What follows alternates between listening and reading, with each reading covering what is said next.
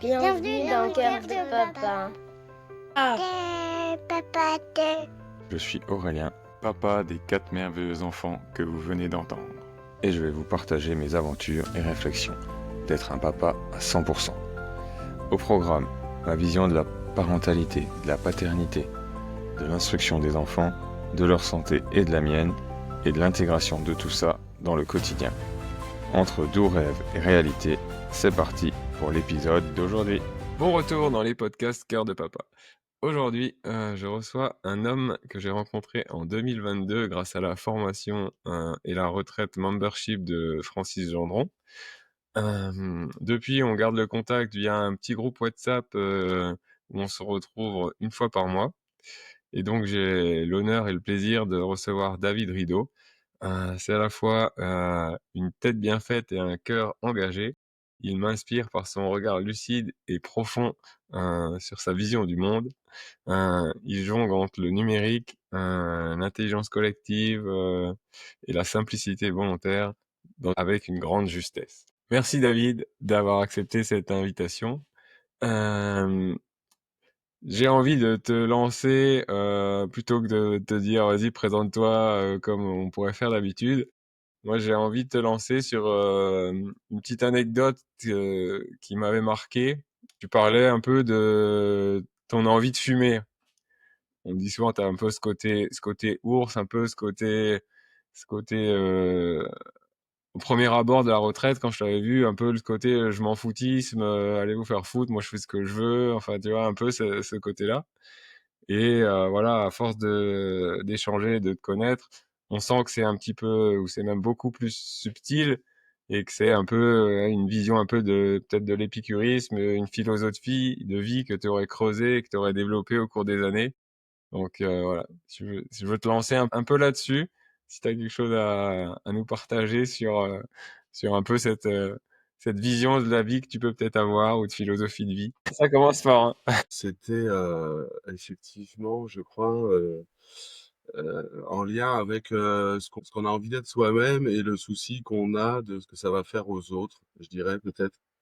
Et la personne à qui tu fais référence regardait le fait de fumer sous l'angle de ne pas prendre soin de sa santé. Et du coup, moi, la façon dont je l'avais interprété, c'était un petit peu du coup se foutre de ce que ça va faire aux autres. Quel espace de liberté on peut avoir pour vivre tel qu'on a envie de vivre, en tenant compte ou pas de ce que ça peut faire aux autres. Et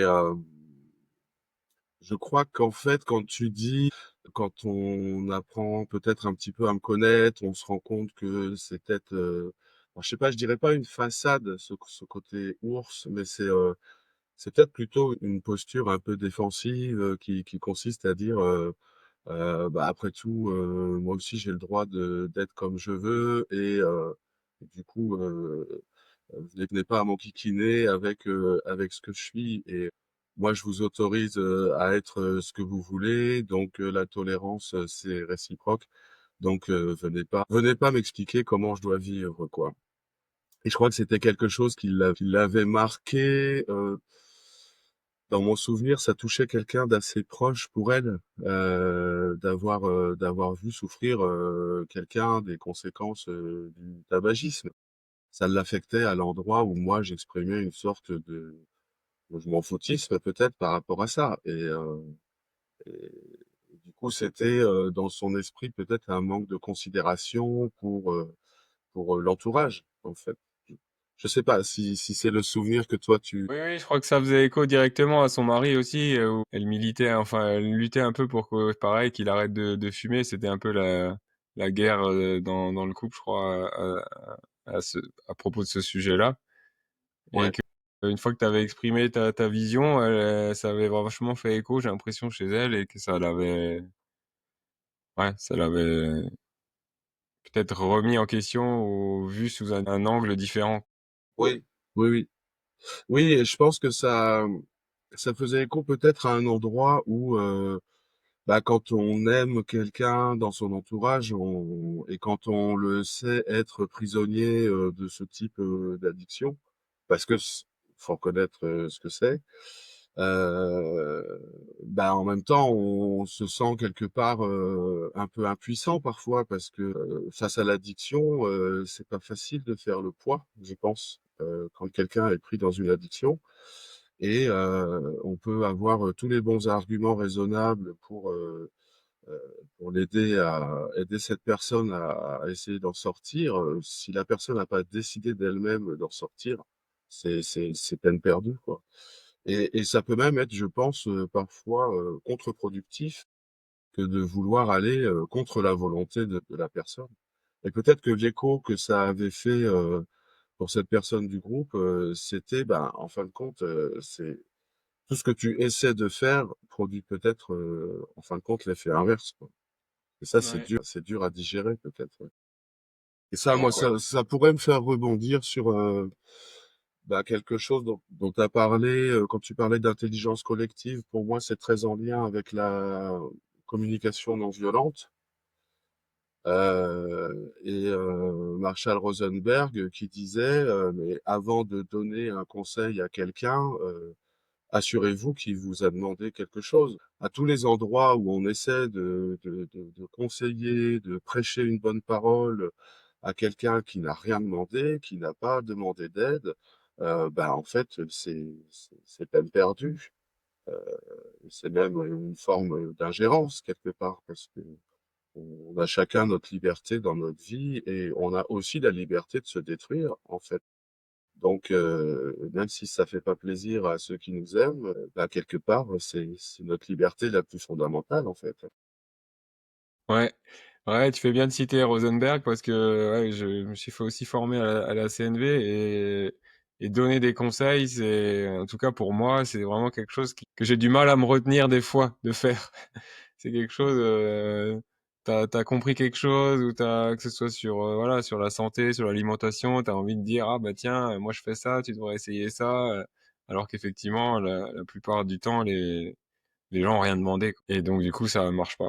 Ouais, ouais, ouais. Et qu'il faudrait plutôt inspirer par, bah, voilà, par sa posture, par son état, par, sa vibration et là, ils vont peut-être être amenés à poser des premières questions et là, tu ouvres une porte.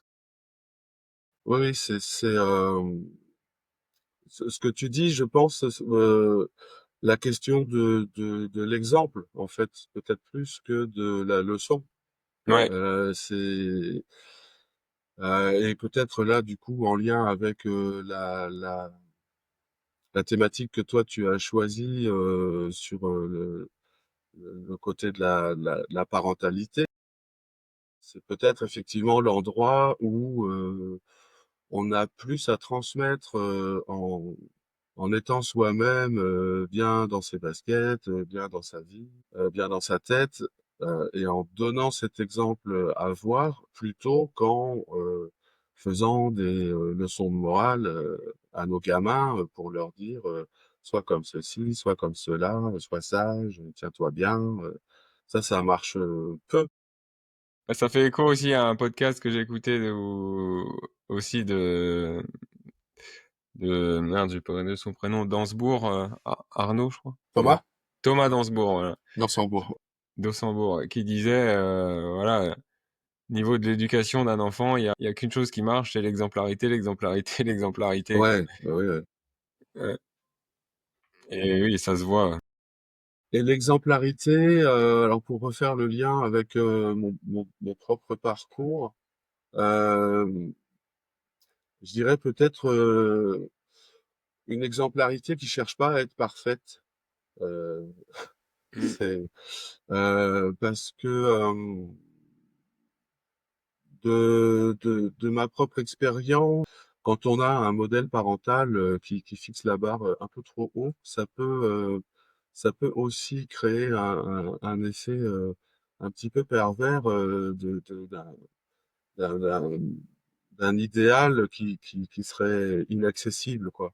Et et je pense que en tout dans mon rôle, de papa, je cherche pas du tout à être, parfait.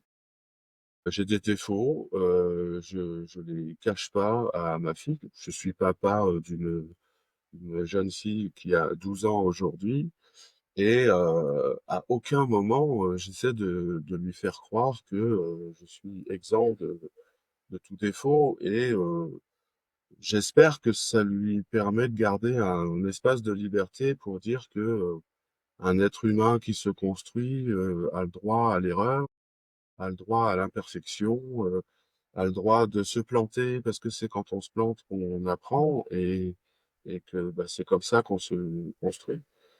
Heu, donc un exemple, je dirais, simple et honnête quelque part. Il cherche pas à mentir non plus, dans un jeu d'apparence, sociale pour dire, «Moi je suis quelqu'un de parfait», quoi. C'est ça, c'est Ouais, et ça fait encore écho effectivement à l'honnêteté, donc c'est aussi une valeur forte quand on a discuté avec Rémi dans un autre podcast. Et le côté, parfait, ben, des réseaux sociaux, d'Instagram où on voit toujours la vie des gens parfaits alors que, bah, derrière c'est pas le cas. Et comment tu décrirais la relation avec ta fille? Comment c'est aujourd'hui là? Et tu la période de l'adolescence que pour moi, une période, effectivement que la société, en tout cas, nous fait redouter, où on entend beaucoup de choses là-dessus. Et en te posant la question, je me dis: «Mais est-ce que c'est pas aussi un dogme de la société que forcément l'adolescence, ça doit mal se passer?» ou que c'était alors je sais pas, comment tu vis toi cette relation, ce début d'adolescence pour l'instant? ah oui, comme tu dis, hein, je crois que 12 ans, on est au début. On voit les premiers signes de manifestation, je sais pas comment faut appeler ça, un désir de s'émanciper, de trouver peut-être, d'autres références, sociales dans, les groupes d'amis, d'autres il y a une recherche, d'identité, donc forcément ça passe par, questionner, le modèle, qu'on a eu jusqu'à présent en tant qu'enfant, parce qu'on a grandi dans le cocon, familial et d'un seul coup, on a je sais pas, moi c'est que des a priori, hein, dans mes connaissances, donc les âges précis je saurais pas dire, mais l'âge où se construit la conscience réflexive, la conscience de soi, en fait, c'est autour de 7-8 ans déjà, on commence à se regarder, en fait, et du coup à imaginer comment les autres, nous perçoivent.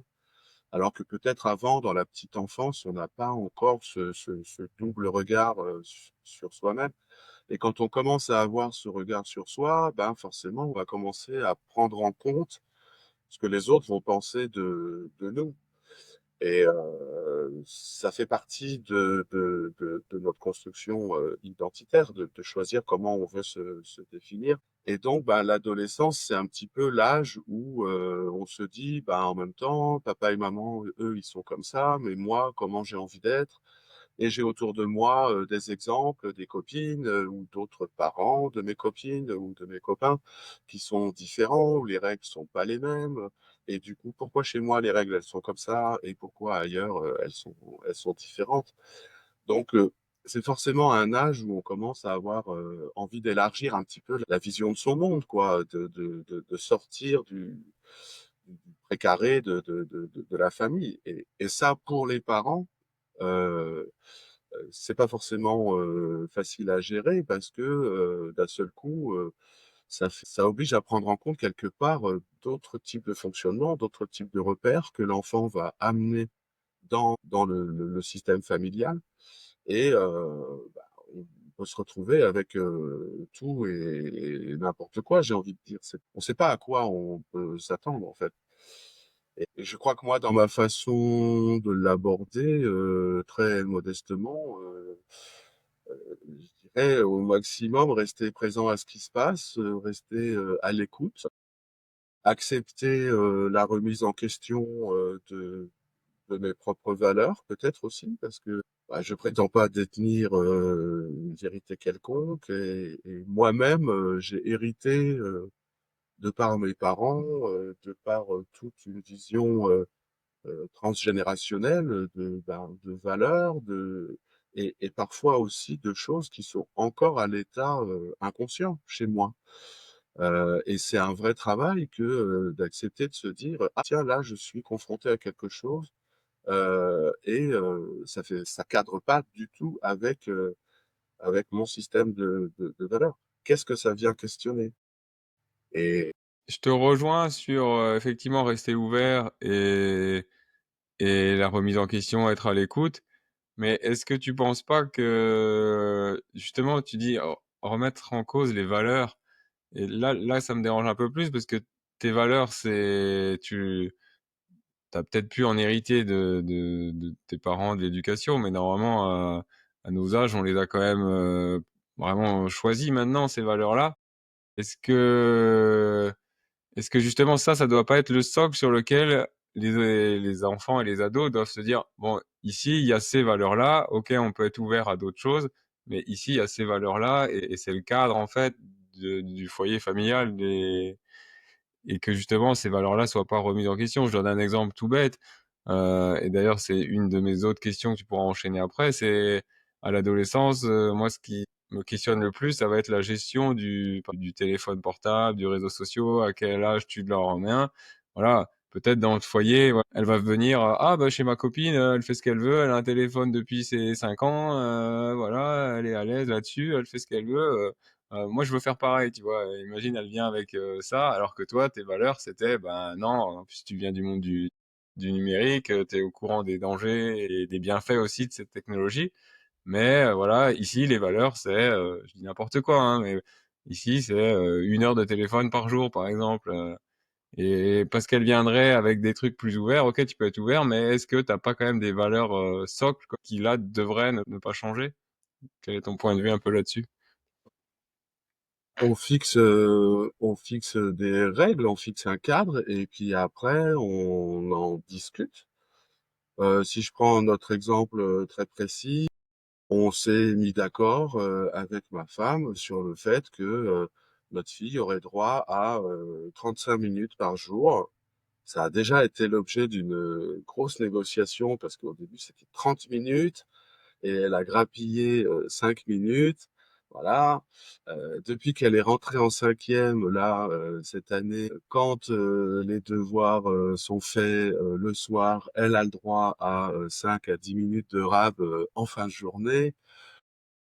Forcément, elle revient de l'école avec des exemples de copines qui, elles, 1 et demie, 2 heures par jour. Et puis, il y en a aussi d'autres qui n'ont pas encore de téléphone ou qui ont le droit, comme elle, à 30 minutes environ. Donc, bah, ça lui permet d'avoir un échantillon de ce qui se pratique autour d'elle. Et bah, elle est quelque part là-dedans. Voilà. Et elle est quelque part là-dedans parce que nous, on fixe notre cadre tel qu'on le pense juste et bien pour elle. Là où on peut avoir une petite divergence parfois avec ma femme, et là du coup on a peut-être des parcours de vie très différents à ce sujet-là. Pour reboucler avec le premier sujet qu'on a abordé sur l'addiction en fait, parce que la peur principale autour du téléphone portable, elle est sur le fait que ça soit potentiellement très addictif à un âge où les enfants n'ont pas encore peut-être des repères suffisants pour estimer à quel moment ils sont euh, embarqués dans une consommation du téléphone portable qui va être excessive et qui va prendre trop de place finalement dans leur vie. Donc, en tant que parent, bien évidemment, on a à jouer ce rôle de cadrer. Mais je pense qu'il y a, moi, si je faisais il n'y a pas très longtemps le parallèle en discutant avec ma femme sur le rapport à l'addiction, au tabac, tout simplement. Euh, Si quelque part je me dis il faut que j'arrête de fumer ou il faut que je fume moins, qu'est-ce que ça va faire en fait? Dans mon cerveau, ça va mettre en permanence dans mon cerveau l'idée de fumer, fumer, d'accord, fumer moins, mais fumer, fumer. Et du coup, mon cerveau, il enregistre quoi? Il enregistre fumer, il enregistre pas fumer moins. Et à quoi je pense en permanence? Bah, je pense au fait de fumer. Donc, c'est complètement contre-productif quelque part. Alors que si je mets en place d'autres choses dans ma vie qui font que je suis occupé à autre chose, Je pense même plus au fait de fumer et puis à un moment, je me retrouve en fin de journée et puis je me dis: «Tiens, là, je m'offrirais bien une petite cigarette, un petit temps de pause, un petit temps plaisir» et ça va changer le regard que je vais avoir sur, mon addiction. Ça va plus être, du même ordre quelque part. J'ai plus le même rapport à moi-même dans l'addiction. Et le téléphone pour ma fille, moi, j'ai l'impression que c'est un peu pareil. C'est-à-dire quand elle me dit, «Tiens papa, ce soir, je voudrais faire un montage vidéo, avec CapCut, et du coup, j'ai besoin de plus de temps sur mon téléphone». Bon, bah, tu as envie d'avoir une activité créative, sur ton téléphone. C'est pas pour, surfer, pendant des heures et des heures, sur YouTube et d'être passive par rapport au contenu. C'est pour être créative. Bon, bah, OK, vas-y, prends 1 heure pour faire un montage, fais-toi plaisir. Et dans ces cas-là, je pense que petit à petit, le rapport qu'elle va construire à l'objet, téléphone, bah, c'est plus un truc dont elle est victime, mais c'est un truc qu'elle choisit. Enfin, c'est un peu vaste peut-être comme sujet, mais c'est, comment l'accompagner en fixant un cadre, mais sans pour autant être dans quelque chose de trop contrôlant, parce que c'est à elle aussi d'expérimenter, le risque. Si elle expérimente pas le risque de l'addiction, en fin de compte, c'est reculer pour mieux sauter. Donc, autant qu'elle se rende compte elle-même que si jamais elle passe une journée complète sur son téléphone, en fin de compte, à la fin de la journée, elle a gagné quoi? Rien. Elle en fait l'expérience une fois de temps en temps, et puis après, elle en revient en se disant, «Bah, tiens, là, je me filme en train de faire une recette de cupcake, je sais pas quoi et je fais un montage sur CapCut qui fait que je suis contente, ça produit un résultat et je le montre à mon père, je le montre à ma mère, on rigole bien ensemble» et ça donne un autre regard sur l'endroit où, en tant que parent, on pourrait être tenté de focaliser sur, le risque de l'addiction au téléphone alors que, bah, comme tu dis, je pense que c'est un regard peut-être là sur le numérique, sur qu'est-ce qu'on fait de ces technologies aujourd'hui? Et je pense pas que ça soit en écartant, les enfants du danger qu'on les accompagne pour appréhender le danger. Ouais, je pense que c'est une bonne vision d'apprendre à se servir de l'outil et pas que l'outil se serve d'eux. Si tu maîtrises l'outil effectivement et que tu fais de la création de contenu et que t'en fais quelque chose d'utile, c'est complètement différent que d'être consommateur passif sur Insta, sur YouTube et autres. C'est ça, c'est ça. Et C'est-à-dire que ça change l'expérience. typiquement, qu'elle puisse avoir construit des références en regardant certaines chaînes YouTube, parce qu'elle voit, peut-être d'autres ados ou des jeunes adultes, qui font des montages sympas, pour présenter des trucs. Voilà, ça lui sert d'inspiration, mais derrière, elle le transforme parce qu'elle aussi, elle se met dans une démarche de création. Et là, pour moi, ça change la donne plutôt que de rester en mode: «Oh là là, il y en a qui font des trucs super, moi j'oserais jamais le faire», en plein pour dire: «Ah bah, finalement, c'est accessible». Donc là, pour moi, c'est positif dans ces cas-là. Ouais, et puis après, tu disais aussi tout à l'heure que voilà, tu fixes le cadre, mais effectivement que dans ses copines, il y en a qui n'ont pas encore de téléphone, il y en a qui ont beaucoup plus d'accès au téléphone.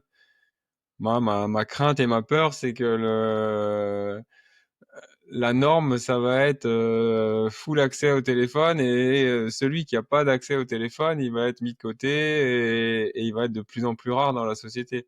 Est-ce que toi, dans sa classe, par exemple, tu arrives à dire combien n'ont pas encore de téléphone? Ah, ceux qui n'ont pas de téléphone, alors je pense que ma femme serait mieux placée pour répondre que moi, parce qu'elle est enseignante en collège et elle en voit, vision statistique, je pense, Un peu plus plus là. précise que moi. Je pense que c'est peut-être aussi pour ça que des fois, elle est plus en conscience, de certains dangers parce qu'elle voit les gamins qui sont parfois, lobotomisés quoi, qui arrivent avec les cernes sous les yeux parce qu'ils ont passé la nuit, sur leur téléphone ou sur l'ordi à jouer à des jeux qui sont plus en capacité, d'être présents à ce qui se passe, dans leur journée de cours. Mais je pense que c'est pas parce qu'il y a ce type d'extrême que ça veut dire que, il y a du danger, pour tout le monde. Si je fais le parallèle, quand on était, gamin, on n'a peut-être pas tout à fait le même âge, mais pas loin.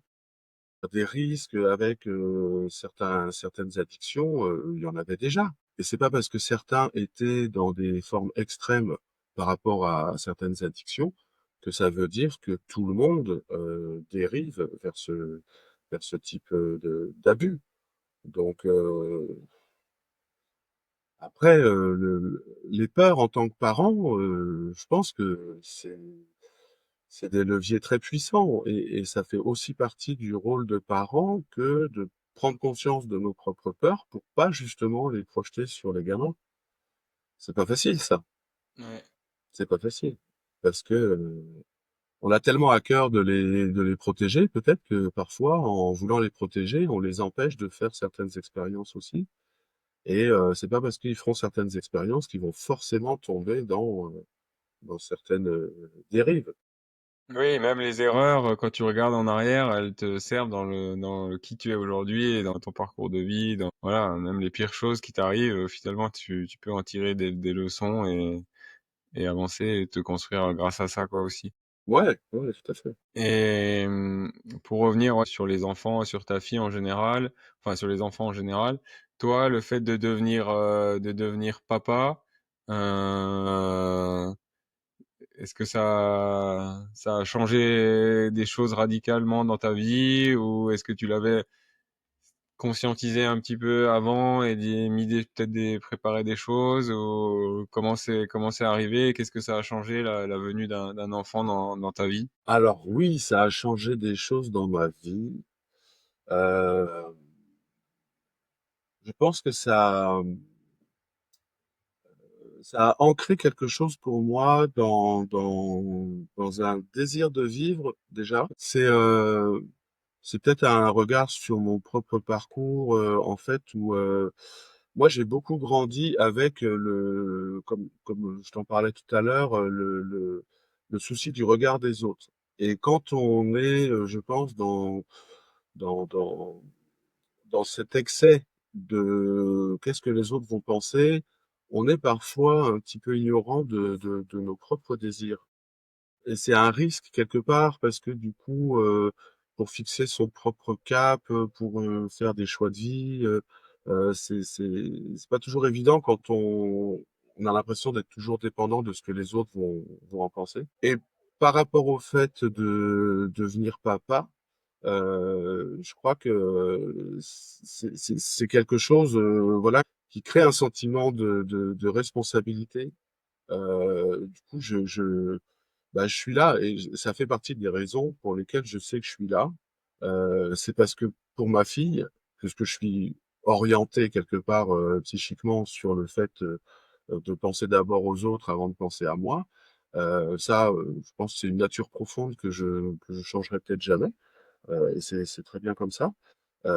Pour ma fille, du coup, ça devient, une conséquence assez logique, de dire: «Bah, je suis là, j'ai mon rôle, elle compte sur moi». Même s'il y a des enfants qui arrivent à se construire, avec, des drames, familiaux, dans lesquels il peut y avoir un père absent ou une mère absente, hein, ça remet pas ça en question.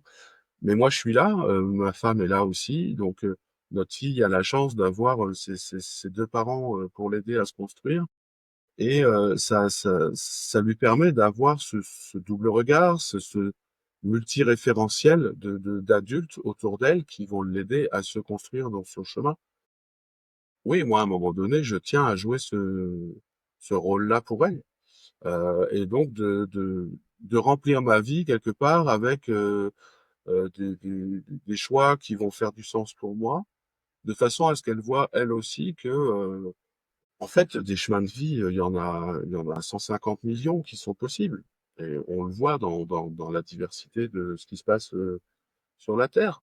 C'est toujours des espaces de choix, bah, à elle de faire ses choix en s'appuyant sur, le modèle que nous on incarne, modestement à ses côtés. Ouais. Donc ce rôle-là, oui, il a amené du sens à ma propre vie dans dans ce passage du cap où, je me suis moins senti, être, un parmi, des milliards, qui se posent des questions, sur l'absurdité de ce monde et qui cherchent encore peut-être parfois, le sens à y donner. Et quand, maintenant, dans ma vie, je peux traverser des périodes comme ça, bah, il y a quelque chose au fond qui vient dire: là, il y a un espace sur lequel j'ai pas de doute, sur, ma raison d'être. Voilà, et ça, c'est fort. Ouais, ouais, ouais, c'est ça. Les enfants, ça met beaucoup de sens et de responsabilité dans nos vies, et c'est je dis souvent, nos enfants sont nos plus grands maîtres, et c'est vrai qu'ils nous aident à nous élever et à nous dépasser, à donner le meilleur de nous-mêmes pour être cette version, voilà, la plus exemplaire possible. Et ils nous aident à définir nos valeurs, à remettre en cause aussi certaines valeurs. Et c'est vraiment puissant. Ouais, ouais, ouais, ça fait bouger. Ouais. Et est-ce que pour faire un peu la transition avec ton parcours pro, est-ce que le fait d'avoir une fille, c'est aussi un des éléments qui t'aurait poussé à te lancer à ton compte pour être peut-être plus présent, ou c'est une autre envie différente? Est-ce que tu peux un peu nous étayer un peu ton parcours pro maintenant, voir comment tu t'es lancé en tant qu'indépendant, et quel était ton parcours un peu avant ça? Je ferai pas forcément le lien à cet endroit-là avec, le fait d'être devenu papa. Hem, moi, pour résumer en 2 phrases, en fait, je suis sorti de mes études d'informatique quand j'avais, 20 ans. J'ai eu l'occasion de faire un 1er CDD, au rectorat d'Orléans. C'était ma région d'origine. J'ai rencontré, une collègue qui m'a dit, «Passe des concours, pour stabiliser, ta situation». Mes parents, ils voyaient ça d'un très bon œil, ça permettait d'assurer une certaine sécurité dans la vie. Donc j'ai choisi cette option-là. Je suis devenu, fonctionnaire, dans l'environnement, université française, et puis j'ai évolué, sur, 2-3 postes à 2-3 endroits géographiques, et j'ai construit, 20 ans de carrière, dans la fonction publique, dans les services informatiques, des universités françaises. J'ai appris, énormément de choses, sur le plan technique, j'ai vu plein de projets, super intéressants. Hem, mais il y a un moment, et ça datait déjà d'avant, je pense, dans le désir, d'entreprendre. Je pense qu'il y avait un rapport au système, dans lequel, bah, effectivement, je trouvais cette sécurité, cette stabilité, mais peut-être que ça manquait un peu de sens, et je crois qu'avec l'évolution des, politiques, alors universitaires, mais peut-être plus, fonction publique au sens large, des méthodes de management qui ont évolué avec le temps, il y a un moment donné où la question du sens, est devenue, de de plus en plus prégnante pour moi dans le fait de dire: «Bah, je en fait, je comprends plus ce que je fais là. Je vois plus vraiment, ce que j'apporte comme valeur. Je suis éloigné de l'enseignement direct, je suis éloigné des étudiants. Je j'arrive plus à mesurer, le service auquel je contribue, et je ne trouve pas d'évolution de carrière, satisfaisante, pour moi. Donc, comme je rêve, d'entreprendre, et que j'ai jamais osé me lancer, et ben, c'est peut-être le bon moment de le faire. Et parce que, arrivé à 45 ans, je me suis aussi dit: «Si je le fais pas maintenant, je le ferai jamais, en fait». Et j'avais été très marqué par, alors c'est anecdotique, et je saurais même pas dire si c'est vraiment appuyé sur des données statistiques. C'est un truc qu'on utilise souvent pour dire, qu'est-ce que quand les gens arrivent en fin de vie, qu'est-ce qu'ils expriment le plus comme regret? Et de dire finalement que ce qu'on regrette, c'est de ne pas avoir osé essayer ce qu'on avait vraiment envie de faire, quoi. Mmh. Et c'est pas le fait de s'être planté, c'est pas le fait que ça ait marché ou pas marché, c'est le fait de pas avoir osé essayer. Et ça m'imprégnait beaucoup dans le fait de dire, je sais pas si au niveau business, je suis bien armé, je sais même pas si j'ai l'état d'esprit, de l'entrepreneur. Quand je regarde, passer des contenus, sur LinkedIn, des fois, je me dis que j'ai encore probablement beaucoup à apprendre. Hem, mais en tout cas, ce qui était important, c'était d'essayer, quoi. Et puis ça fait, 4-5 ans maintenant que j'essaye, et après, 3 premières années, où, voilà, pour sortir de sa grotte, c'était déjà un challenge, donc bah, quand on sort pas de sa grotte, c'est pas facile de trouver des clients, et petit à petit, je me suis un peu à sortir de ma grotte. Il y a des partenariats qui se sont mis en place aussi avec certaines personnes. Il y a de la confiance qui s'est créée et voilà, je commence à avoir, des années qui sont un peu plus correctes en termes de chiffre d'affaires et qui permettent de voir l'avenir de manière, un peu plus sereine, quoi. Donc on verra bien après comment l'aventure continue. Tu peux nous détailler du coup maintenant ton activité, c'est Bah moi, Numagora, c'est ça? C'est ce que tu fais? ouais, Numagora, alors c'est rien que sur le nom d'entreprise, c'est très rigolo parce que je voulais un nom original, mais en fait c'est un nom que personne ne comprend très bien. Il- Ah, explique-le-nous alors. Agora, en fait, c'est l'agora du numérique. C'est l'endroit où on peut parler des problèmes de numérique dans l'entreprise et puis dans tout projet d'une manière générale. Et donc, du coup, d'être sur un positionnement de prestation de services sur tout ce qui va être site web, réseaux sociaux et création de contenu vidéo et rédactionnel. Et puis après, tout ce qui va être conseils sur le pitch d'entreprise, coaching, en faisant le lien, moi, dans mon parcours avec la pratique du théâtre, pour dire, bah voilà, quand on a vraiment un projet qui nous tient à cœur et qu'il faut pouvoir en parler, bah du coup, comment on fait pour se mettre devant une caméra, comment on fait pour être à l'aise devant une caméra et pouvoir parler de ce qu'on fait, avoir quelques images à côté qui illustrent le propos. Et puis voilà, ça fait une vidéo, un contenu qu'on peut mettre sur les réseaux sociaux, sur son site web, pour faire parler de son projet, du service qu'on souhaite vendre, quoi. Donc ça fait une espèce de boucle à 360 entre ben, mon expertise dans le domaine informatique que j'ai cultivé depuis 25 ans, ma pratique amateur du théâtre depuis 25 à 30 ans aussi, et comment tout ça, ça peut faire une proposition qui apporte de la valeur à des projets d'entreprise ou à des projets culturels ou à des projets de société X ou Y, quoi. Voilà. De préférence quand ça a du sens. Et toujours remettre le sens au cœur de nos actions. Ouais, Et là, tu nous as parlé du théâtre. C'est une facette du coup que je te connaissais pas trop. Et t'as découvert ça, le théâtre. Comment c'est arrivé dans ta vie? Qu'est-ce que tu peux nous en dire? Ce que ça a changé? C'est vrai que ça fait écho maintenant à la petite vidéo que tu avais fait où tu t'étais mis un peu, je crois, en inspecteur, en enquêteur. Là, c'était un rôle qui t'allait bien et on te sentait à l'aise, on te sentait à l'aise dedans. ouais, Ouais. ouais, ouais. Si tu peux nous dire un petit mot sur le théâtre. C'était une vidéo que j'ai faite l'année dernière pour faire la promotion des coopératives d'entrepreneurs, qui est un modèle que j'ai choisi pour moi-même et qui demande à être connu aussi. D'ailleurs, on pourra peut-être en parler après.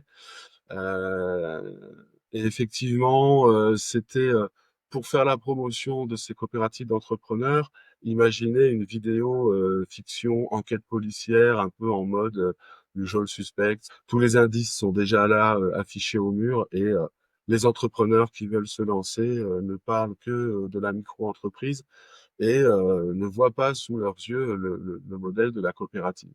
Et voilà, c'est à cet endroit-là que la dimension créative, mise en scène, jeu d'acteur, moi je trouve ça rigolo de l'exploiter pour créer des contenus qui vont être originaux et qui du coup vont attirer un petit peu plus l'attention que le mode traditionnel. Connaissez-vous les coopératives d'entrepreneurs? Ah, c'est un super modèle, machin et tout, quoi. Donc voilà, qu'est-ce qui va susciter un petit peu l'attention des personnes qui verront la vidéo. Et moi, le théâtre, j'ai commencé à faire du théâtre avant de faire de l'informatique.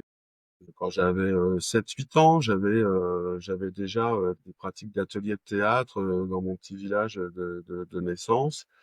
Et ça m'a jamais lâché sous différentes formes. Comédien, metteur en scène, scénographie, construction de décors, régie, du son, de l'image. Enfin voilà, c'est tout cet univers créatif que j'aime bien trouver dans ces pratiques artistiques. Et tu touché à tout, quoi, dans le théâtre. T'es pas contenté à être acteur, quoi. T'es allé voir metteur en scène, régie, son, costume, décor, t'es allé tout voir. Ah bah oui, oui, oui. Je suis un curieux de nature, j'aime bien expérimenter des choses, j'aime pas la répétition, j'aime pas refaire deux fois la même chose. J'aime bien qu'il y ait tout le temps de la nouveauté, donc ça passe par le fait d'aller explorer plein de positions différentes, plein de situations, et plein de projets. Ouais, j'aime bien ça. Sinon, je m'ennuie vite.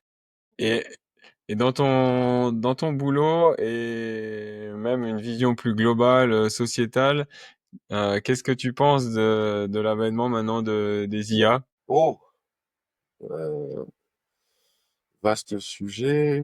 Ouais. Alors, la première chose, moi, quand il y a eu le boom ChatGPT il y a 2, 3 ans, en fait, c'était que la partie émergée de l'iceberg. Les gens se rendent peut-être pas compte que les intelligences artificielles, ça existe depuis plus de 50 ans dans le principe. Et les algorithmes d'apprentissage, moi, j'apprenais déjà ça quand j'étais en DUT d'informatique en 1995. Il y a pas de nouveauté. Ce qui fait la nouveauté, c'est la puissance de calcul et la capacité de stockage qui fait que maintenant on arrive à faire ingérer à un modèle d'apprentissage l'ensemble de l'Internet. Et là, forcément, ça dépasse nos propres capacités humaines. Ça donne un nouveau type d'outil interactif qui est assez intéressant, moi, je trouve, à utiliser parce que je peux dialoguer avec un outil et affiner au fur et à mesure ma demande pour avoir une réponse qui est de plus en plus précise par rapport à mon objectif. Et quand je compare avec une recherche Google, en fait, une recherche Google, ça va être à moi d'aller interroger, d'aller consulter plusieurs sites pour petit à petit recomposer ma réponse. Bah là, l'IA, elle le fait pour moi quelque part. Donc, d'un certain sens, les IA, c'est exactement comme ce qu'était Internet il y a 20 ou 30 ans, c'est-à-dire que c'est une révolution technologique qui amène un nouveau type de service. Et quand Internet est arrivé, on avait ce même type de discours que ça va impacter tel ou tel métier, ça va mettre au chômage tel ou tel type de profil, ça va consommer de la ressource, ça va impacter l'environnement. Bah oui, bien évidemment. Mais là, je pense qu'après, l'endroit où il peut y avoir une limite, peut-être, c'est de dire à quel moment l'usage de l'IA devient vient supplanter le réel. Enfin, je ne sais pas si il y a un intérêt à générer par IA des fausses images d'une personne pour lui faire dire des propos qu'elle n'a pas tenus. Là, on rentre sur des logiques de désinformation. Effectivement, on a des chances d'avoir du succès, mais à l'échelle de la société, je suis pas sûr qu'on y gagne vraiment. Moi, dans mon quotidien, je reconnais qu'il y a certaines tâches, ça me permet d'être plus efficace, de travailler plus efficacement et de me dire, si je prends pas le train en route, bah, il y en a d'autres qui vont le prendre. Comment moi je peux être dans un juste milieu, c'est-à-dire que je vais pas chercher à concevoir des nouveaux trucs avec l'IA qui apportent pas de valeur. Par contre, quand ça peut m'apporter de la valeur ou de l'efficacité dans mon travail, je vois pas pourquoi je le verrais pas comme un outil comme un autre finalement. C'est comme si je devais continuer à utiliser une machine à écrire manuelle en me disant l'électricité c'est pas bien. Faut faire attention peut-être de pas confondre le jugement de valeur morale et l'utilité de la technologie. C'est un vaste débat par contre, hein. Ouais, oui, bah, c'est un grand débat et pour amener un peu d'eau à ce débat, toi, tu as évoqué ça et moi, je l'utilise aussi en outil qui t'aide en productivité, qui t'aide à gérer tes idées, voilà, quand tu maîtrises l'outil, c'est un peu comme les réseaux sociaux, on disait tout à l'heure, quand tu maîtrises l'outil et que tu t'en es acteur, c'est mieux. Après, tu parlais des dérives, effectivement, faire des montages qui pourraient te faire dire, voilà, des choses que t'as pas dit et on n'arriverait plus à savoir qu'est-ce qui est vrai du faux. Ça, c'est effectivement une des dérives peut-être qui va arriver du l'IA ou qui est déjà là. Euh, L'autre dérive que j'ai entendu aussi récemment, c'était aussi sur le côté énergétique et que c'était fait pour qu'on ait besoin de toujours plus produire d'électricité pour alimenter les data centers et que il fallait toujours plus produire. Je sais plus quelle personnalité là, mais j'avais vu passer ça sur Instagram. C'était vraiment pour qu'on ait besoin de voilà toujours nous mettre dans la consommation, notamment d'énergie et justifier potentiellement voilà peut-être des guerres ou autre chose encore pour certains se maintiennent au pouvoir, etc. Enfin là, ça devient un peu Là, complot. on s'embarque sur le champ politique. Ouais, oui, on va peut-être pas partir sur ça, mais voilà pour voir que voilà Je sais pas. toutes les dérives des nouvelles technologies, des nouveautés, ça fait toujours. Ah oui, et l'autre chose que ça enlève, là, c'est peut-être un peu moins touchy et c'est un peu comme ça va t'enlever la capacité. Tu vois, je l'imaginais aussi des nouvelles générations qui seraient baignées dans l'IA. Est-ce que ça leur enlèverait pas une certaine capacité de réflexion, voilà, d'analyse critique, même j'en discutais avec un couple d'amis, même les enfants de nos jours, ils ont presque même plus besoin de savoir écrire. Ils dictent des trucs sur leur téléphone, ça leur écrit le texte, ils l'envoient dans ChatGPT ou un autre, ça le corrige si jamais ils veulent faire les choses bien.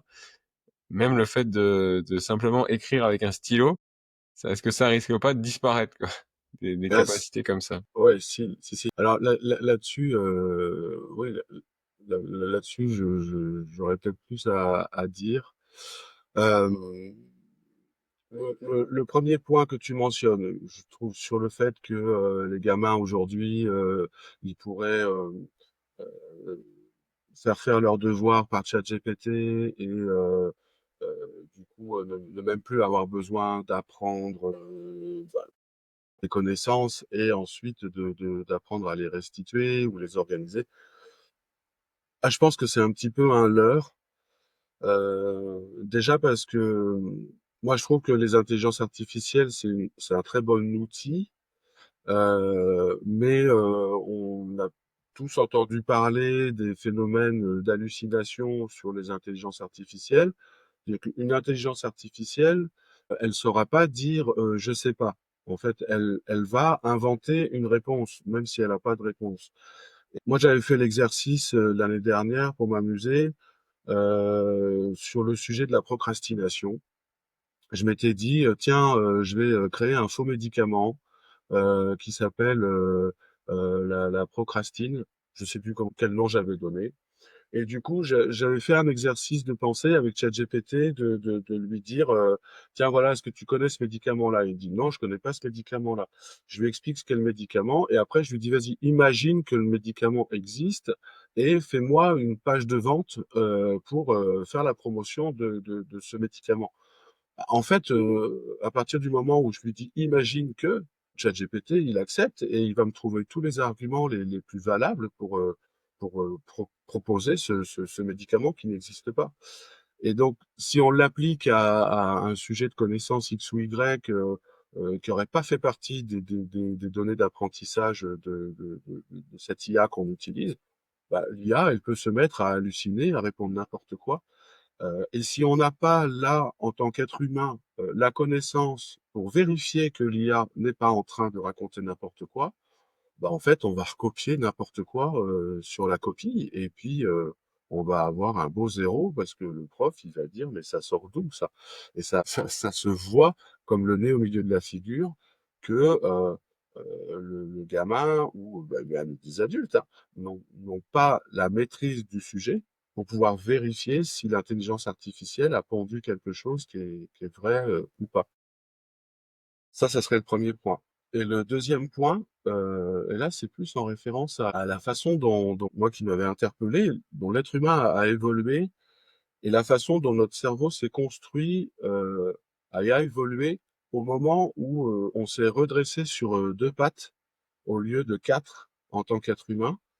Et c'est un anthropologue, qui s'appelle André Leroi-Gourhan qui avait parlé de ça et qui a dit qu'au moment où on a relevé la face, on a pu entrer en communication, verbale et non verbale avec nos homologues, au travers du visage. On a développé les expressions, du visage, on a développé le langage et en même temps, on a libéré les mains. Et les mains, en fait, les aires cérébrales qui, servent à s'exprimer, sont autant connectées avec, du coup, la parole et le faciès qu'avec la gestuelle. Et du coup, l'écriture, le fait d'écrire avec un stylo, fait partie de la structuration de notre cerveau. Et là, on pourrait se dire, bah, du coup, si t'apprends plus, et les profs en parlent, hein, les gamins qui ont une écriture vraiment dégueulasse parce que ils n'ont pas appris tout petit à utiliser un stylo et ils ont juste glissé le doigt sur un écran de téléphone portable, bah, il y a un impact au niveau de la construction cérébrale, c'est-à-dire on ne développe pas les mêmes aptitudes de pensée parce qu'on n'entraîne pas de la même façon la main à écrire. Et, et ça, je pense pour les générations futures, je ne sais pas si ça donnera du mieux ou du moins bien, mais je pense que ça fera partie des critères décisifs dans la façon dont on évoluera en tant qu'espèce. Ouais, Et moi, j'aime l'idée que ma fille, elle aime prendre un bout de papier, 3 pinceaux, et puis qu'elle continue à faire des dessins à la con, des fresques, des trucs avec des perles, voilà, d'utiliser ses mains, d'avoir un rapport corporel aux choses, dans la matière, parce que si on est trop dans quelque chose de dématérialisé, je pense qu'au niveau cérébral, ça fait pas forcément du ouais, bon oui, jus, après, du bon bah, jus de cerveau. c'est un des dérives, c'est qu'on va devenir on va être des cerveaux pour l'IA, pour aider l'IA, au lieu d'être l'IA qui aide notre cerveau, quoi. Ça, Ouais, le mécanisme s'inverse, quoi. ouais, ouais. Et là-dessus, il y a une très chouette conférence de Yuval Harari, je sais pas comment prononcer son nom toujours, euh, que je saurais pas restituer en détail, mais que tu pourras peut-être mettre en référence, Ouais. sur le fait que justement, on est en train de franchir une ère assez importante dans le sens où, jusqu'à maintenant, quand on voulait se servir d'une machine, bah, c'est nous qui allumons la machine, on l'utilise et c'est la machine qui se cale sur notre rythme. Et aujourd'hui, il y a quelque chose qui est en train de s'inverser parce que les machines, elles tournent 24 heures sur 24, elles ne s'arrêtent jamais et donc elles surpassent notre capacité humaine de veille et d'attention. Et à un moment donné, c'est exactement ce que tu dis, c'est-à-dire qu'on en vient à un modèle où ce que nous, on produit en tant qu'humains est absorbé par les machines pour recréer quelque part une réalité qui n'est plus humaine, qui n'est plus reliée à un besoin humain. C'est très approximatif ce que je dis, mais j'ai trouvé ça intéressant. Ouais, ouais. Donc j'essaierai de retrouver ça, ouais, parce que Je ça t'enverrai le m'intéresse lien. aussi. On arrive à 1 heure d'enregistrement. Je vois que tu as le briquet en main, donc tu as sûrement Ah non, non, non, une envie de fumer c'est qui un revient. automatisme.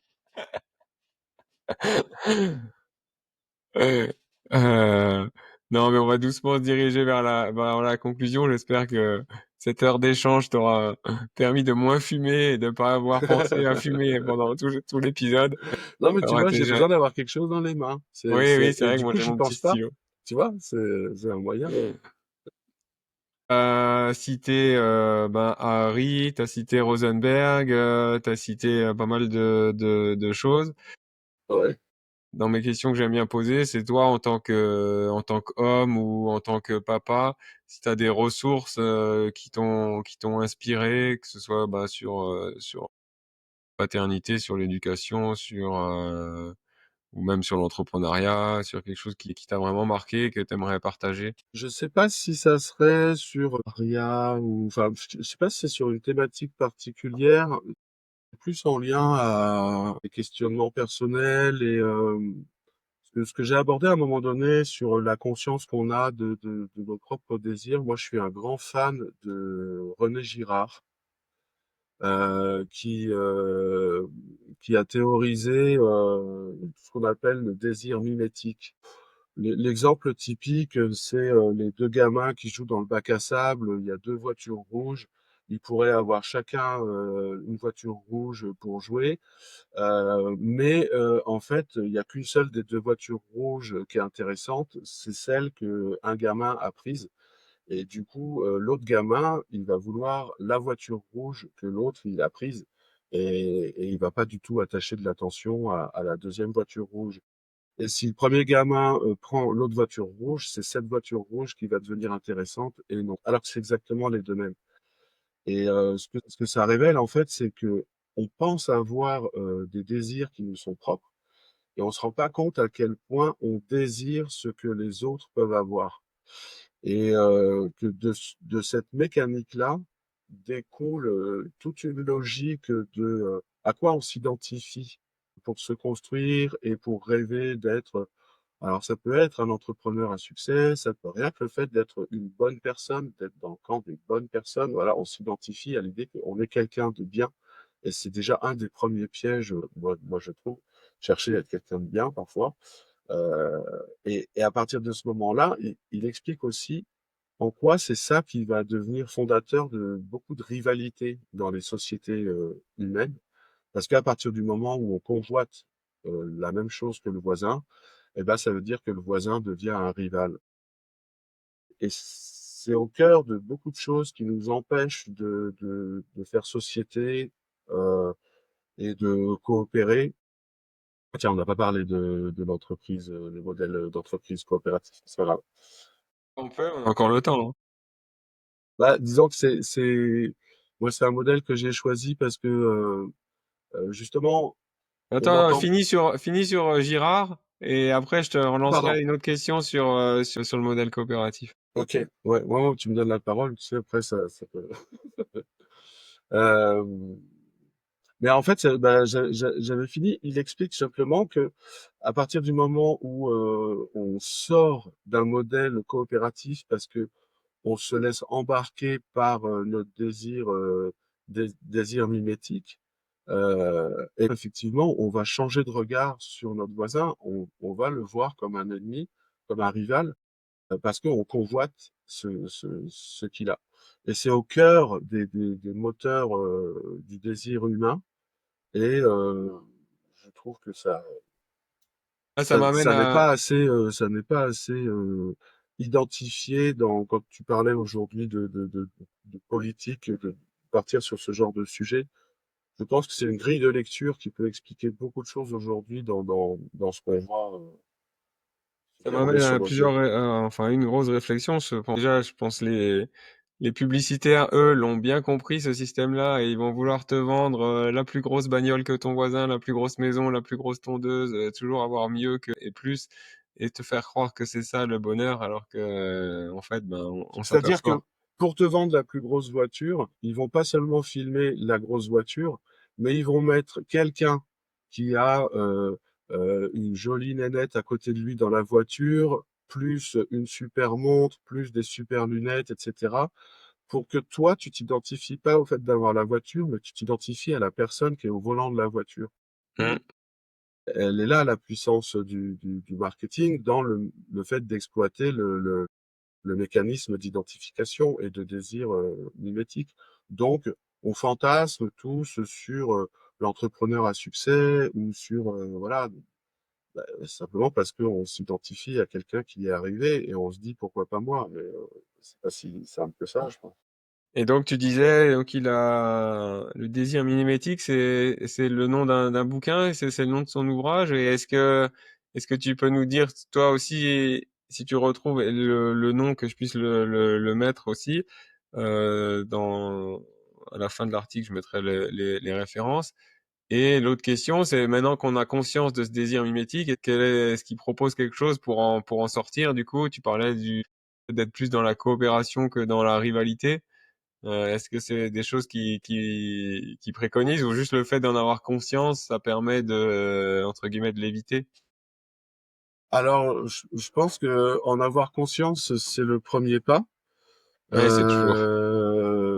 Mais après, ça demande un vrai travail, je dirais, de chaque instant, parce que, bah, comme tu le mentionnais, je pense qu'on est tous les jours matraqués par ce type de messages qui cherchent à nous faire acheter ceci ou adhérer à telle ou telle idéologie, donc de choisir un camp.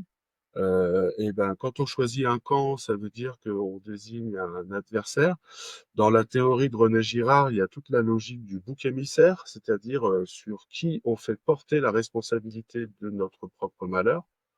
Alors c'est l'archétype du RN qui dit euh, si vous êtes malheureux dans votre vie, c'est à cause des étrangers. Il suffirait de supprimer les étrangers pour que vous soyez heureux. Ça sort d'où? On n'en sait rien, mais ça marche. Ça marche parce que ça donne l'impression de fournir une réponse qui serait simple, c'est-à-dire il faut sacrifier une partie qui dérange pour soi-disant être soi-même heureux. Et il n'y a rien de plus faux, mais ça marche dans les esprits. Ça vient donner une explication simpliste à un problème qui est beaucoup plus complexe. Et alors, pour te citer sur René Girard, j'ai ouvert bêtement Wikipédia René Girard, Le désir mimétique. Donc, il a un bouquin qui s'appelle Le bouc émissaire. Il en a un autre qui s'appelle, où il a étudié des œuvres de la littérature, et dont je retrouve pas. Il a parlé beaucoup de la violence, en fait, aussi dans les sociétés, parce que c'est ce qui explique les archétypes de la violence dans les sociétés. Voilà. Ouais, je mettrai les liens de ces deux bouquins. Mens- Et donc, si on veut te suivre toi, et puis si tu veux nous parler un petit peu de cette coopérative d'entrepreneurs qui te tient à cœur, bah vas-y. La coopérative d'entrepreneurs, moi, je la vois déjà comme un modèle pour entreprendre, parce que c'est l'idée qu'on mutualise des outils de gestion comptable, de vie, facturation, assistance juridique au sein du coopérative d'entrepreneurs. Donc, on n'est pas seul, on a un premier réseau d'entraide et on transforme notre chiffre d'affaires en salaire. Donc, on paye beaucoup plus de charges que si on est en micro-entreprise.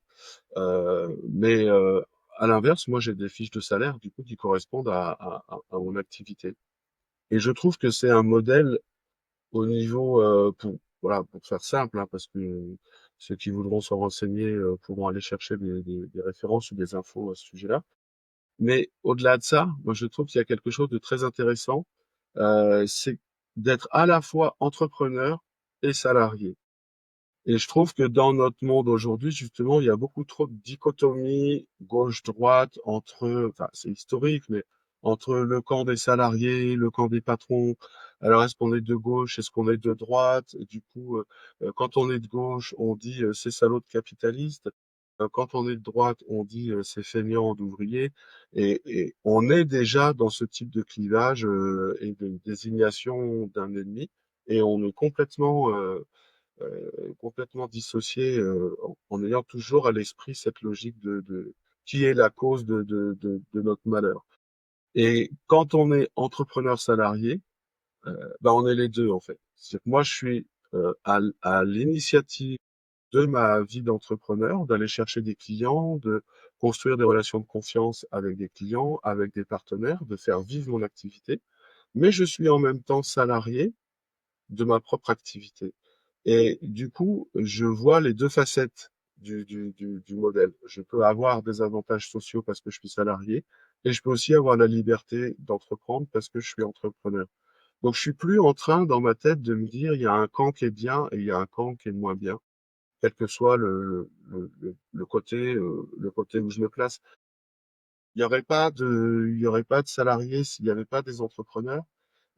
Et il y a certains projets entrepreneuriaux qui pourraient pas voir le jour si il n'y avait pas l'idée de fédérer plusieurs personnes autour d'un grand projet. Il n'y a pas de logique d'ennemi à avoir ou à nourrir. Ouais, C'est le plus t'arrives à grand combiner drame. un peu le meilleur des deux mondes, quoi. C'est ça. C'est souvent ce qu'il faut essayer de En tout cas, c'est de pas se laisser piéger par l'idée de devoir choisir un camp. Moi, c'est ça que je trouve le plus. faire. Ça me fait penser à tout ce qui est dualité, quoi, au bouddhisme qui nous dit, voilà, la roue du karma, c'est la dualité et qu'on a tout séparé un peu en Occident et qu'en fait, non, tout est un. La vie, la Ouais, mort, c'est la même pièce, quoi. Deux ouais, faces différentes. ouais. Et puis, ben, dans les autres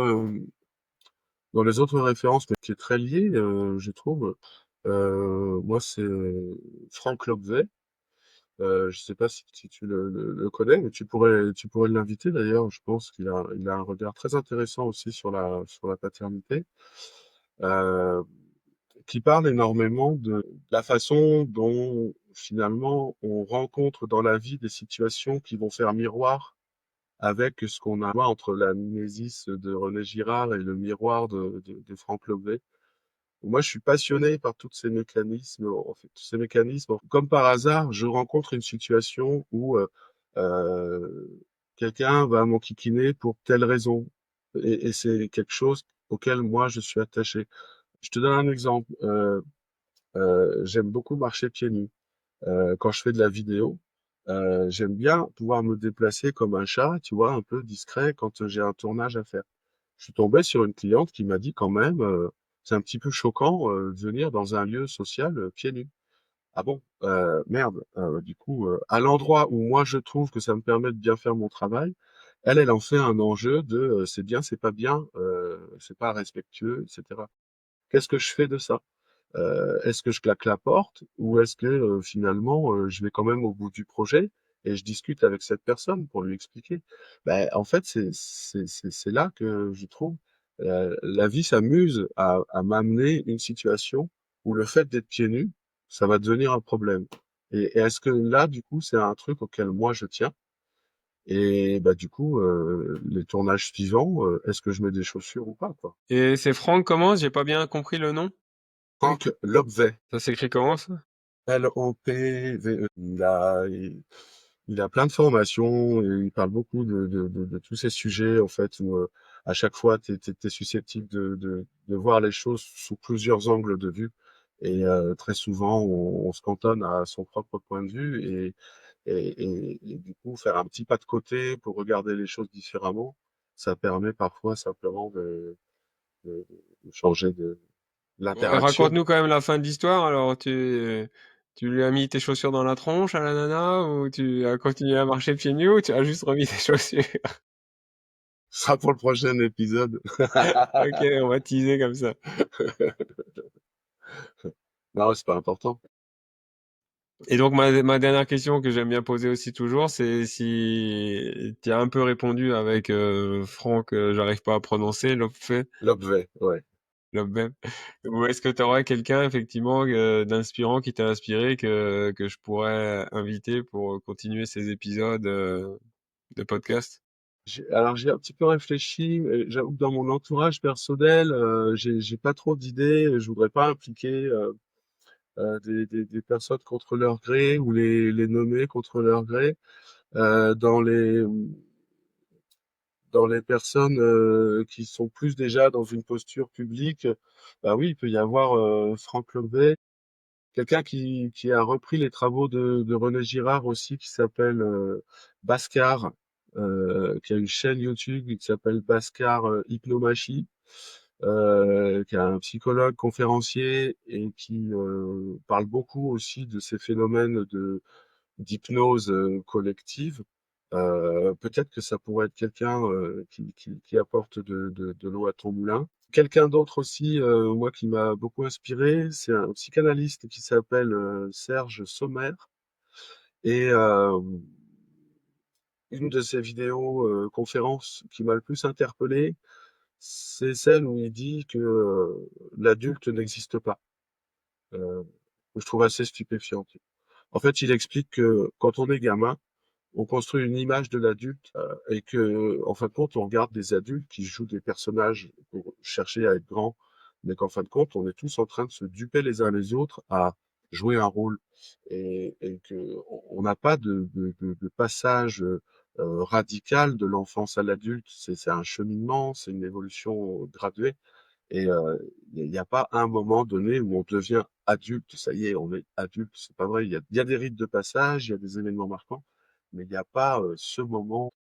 Quand tu as dit à un moment donné, une fois qu'on a grandi, on connaît nos valeurs, on sait.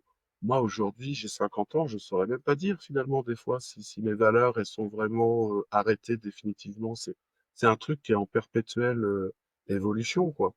Mmh.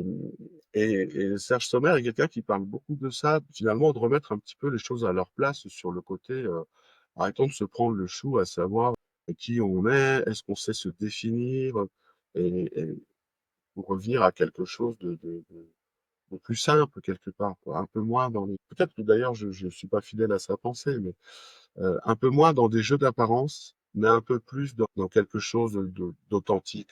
Et tu t'as parlé de rites de passage. Effectivement, on n'a plus de rites de passage dans nos sociétés. Et ça, j'en ai discuté aussi avec d'autres invités du podcast. Effectivement, c'est quelque chose qui manque, hein. Ne serait-ce que pour les hommes, peut-être le service militaire, ça avait ses défauts, mais c'était peut-être aussi un des rites de passage. Alors, je dis pas qu'il faut remettre le service militaire, mais potentiellement remettre quelque chose dans la société qui fasse ce rite de passage-là qu'on n'a plus pour peut-être passer clairement à l'âge adulte. Après, moi, je sais pas, je serais pas catégorique sur le fait de dire que je veux dire, on s'est quand même assez éloigné des sociétés tribales où le rite de passage pouvait se jouer dans un petit groupe de 50 ou 100 individus. Aujourd'hui, on est des sociétés avec des millions d'individus. C'est plus difficile d'organiser des rites de passage à l'échelle collective.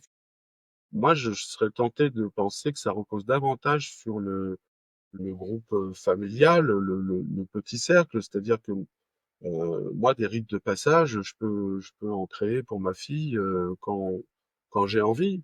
Euh, j'en ai un, tiens, que je vais proposer il y a 3 jours, parce que il y a eu des spectacles de théâtre au collège de ma femme, et il y a une gamine qui a chanté une chanson, du coup en solo, avait une très belle voix, devant tout le public. Et après coup, ma fille me dit: «Oh là là, qu'est-ce qu'elle chante bien!» sous-entendu, jamais moi je pourrais faire ça, jamais je pourrais oser faire ça. Je lui dis: «Mais tu as une très belle voix, tu sais très bien que tu pourrais faire exactement pareil. Il suffit de t'entraîner». Et là, d'un seul coup, ça a ouvert une porte pour elle à l'idée de dire: «Ah ouais, en fin de compte», enfin, c'est pas comme si elle non plus, elle aimait pas danser ou chanter. Elle le fait très souvent à la maison, en solo, mais en mode, je chante sous la douche. Elle s'est jamais projetée dans l'exercice de monter sur scène et de le faire devant un public. Et d'un seul coup, elle m'a répondu: «Ah bah ouais, il faudrait que je m'entraîne». Bah oui, bah voilà, il suffit que tu t'entraînes et après ça devient possible. Et ça, pour moi, c'est un exemple de rite de passage. C'est-à-dire que tu t'exposes devant la société et d'un seul coup, tu vas avoir un feedback qui vient te dire: «Ah ouais, bah, tu étais bien là ce jour-là, tu as vécu un truc». Ça suffit comme rite de passage pour se construire. Oui, je pense qu'effectivement, il faut pas de toute façon, quelque chose de standardisé pour tout le monde et c'est un peu comme, Non, comme l'alimentation, comme plein de choses. Il faudrait que réinstaurer des rites de passage, à la carte en fait, où chacun puisse, un peu, prendre ce qu'il a dans les tripes, ce qui le fait vibrer et réussir à le transformer, à le transcender et en faire effectivement un rite de passage un peu à la carte et ouais, notre société pourrait le proposer ça. la société peut le proposer et en même temps, je pense que la société, faut pas trop lui en demander non plus, je crois. Oui, oui, enfin quand je dis la Elle a société, ses oui, limites c'est le et cercle, voilà, c'est le cercle social. Peut-être si en termes de vocabulaire, ouais, on pourrait l'entendre comme ça. Mais, mais la société, c'est trop vaste. Oui, Si oui, et déjà puis la faut société peut s'occuper des aspects essentiels, c'est déjà pas mal. Et après, c'est des affaires d'affinité personnelle, de valeur, d'importance qu'on donne aussi peut-être à certaines choses par rapport à d'autres et d'inventer. exact. Oui. Est-ce que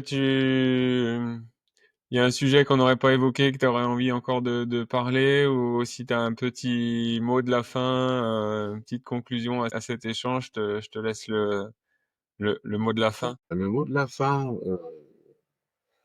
ça pourrait être de dire que euh, c'était c'était très intéressant pour moi de faire cet exercice de pensée et de parole parce que en fait, je ne m'exprime pas beaucoup, voire pas du tout publiquement.